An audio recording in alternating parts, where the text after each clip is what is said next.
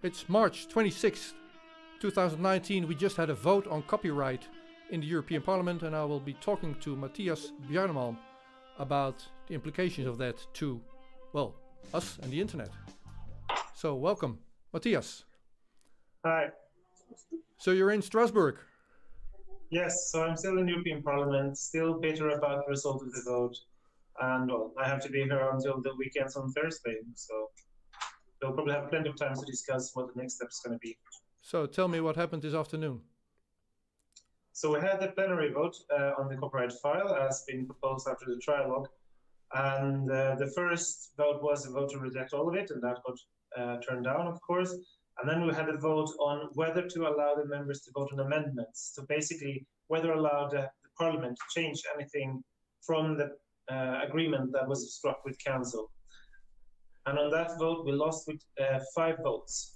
Yeah. So basically, 3 people who voted in the other way, or some of the people who were absent who had actually, or abstained, who had actually voted in favor of allowing the Parliament to vote on amendments. And we would be able to vote on those amendments to reject Article 11 and 13. Yeah, exactly. So there's many articles.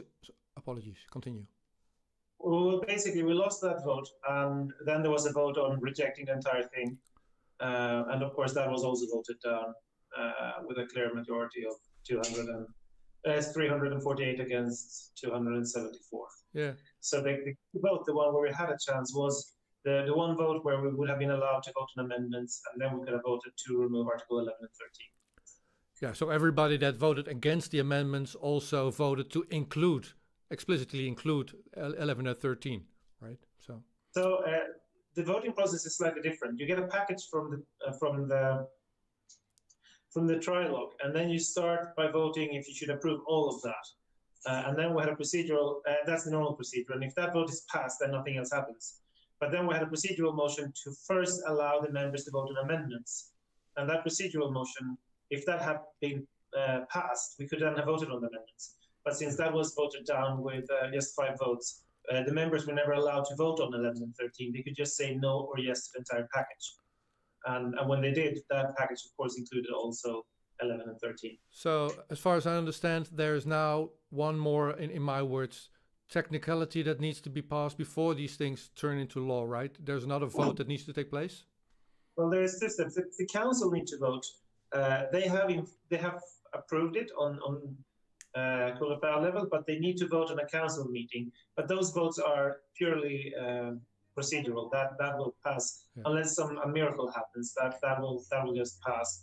And then, of course, the big step is the national implementation. So all the member states need to implement this in their national law. And that could look different from one country to another. And it also means that the exact law will look slightly different in the different member states. Yeah, but since this is internet, and internet doesn't do country borders, the most restrictive would apply, yeah, right? We will harmonize to the worst level. That's pretty much the case here. So does this new directive, this new law in the European Union also apply to the internet as we know it outside of European borders? It applies to anyone targeting the European market. So if you have a company abroad that is targeting European customers, they will be affected. And basically anyone who can be reached by European customers will be considered a targeting European audience. So if you block out Europeans, then you're fine. Sounds Chinese. All right. Yeah, I mean, all these kind of legislations lead to a fractured internet where people who don't want to have to deal with this kind of legislation will just block off other parts of the world. But it's a temporary problem because the European Union is very aggressive in promoting IPR as part of their trade agreements. So in every trade agreement update we have after this, we're likely to try to enforce the other country to also adopt similar rules as these in their countries. Yeah, what does it imply? Can you elaborate? Sorry? So what does that imply? Can you make an example of that? Can you elaborate on what you just said? This legislation to the rest of the world. The EU has passed it now, and now when we have it, we will aggressively try to push the rest of the world to conform to the new European law. Yeah. So you can't hide in any way.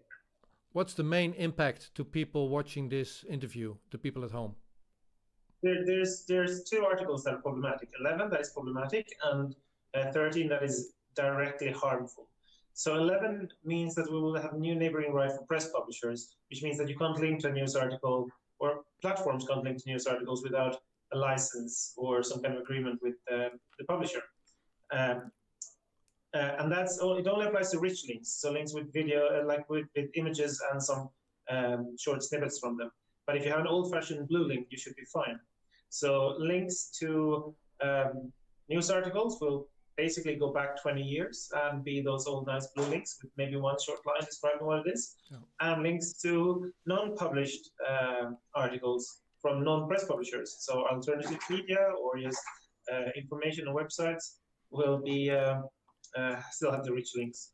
Now there's two kinds of media currently, right? There's the big mainstream media, and then there's small outlets like the one you're talking to right now. So this is going to hurt. Yeah. I mean, you're not a professional publisher, so that you wouldn't be affected. So you could get more traffic because people wouldn't go to the mainstream media when they can't see where the links lead them. Oh. So that's good. On the downside, if there were any copyrighted material in the background and you try to upload this on a platform such as YouTube or Facebook or Twitter or Vimeo or wherever, they would have to censor it with Article 13, which is the really, really problematic part of this directive.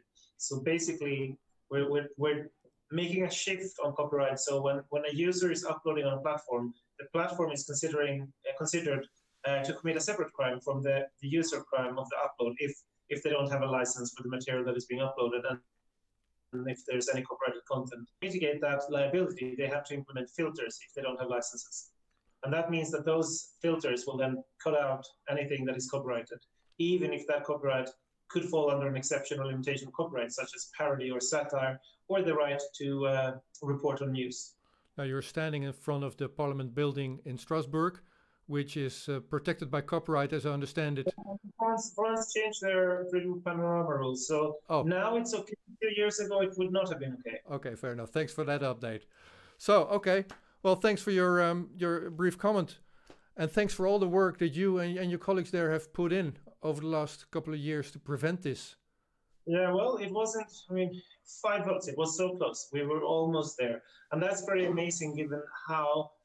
The enormous pressure that the copyright lobby has put on politicians to adopt these rules. So I thought we would lose with a much bigger margin. I'm extremely unhappy with the result, but at the same time, I'm proud of the effort that led us so close to actually managing to stop this. Yeah, so are we. So thanks, Mattias, for talking to us. Yeah. Take care. Okay, bye.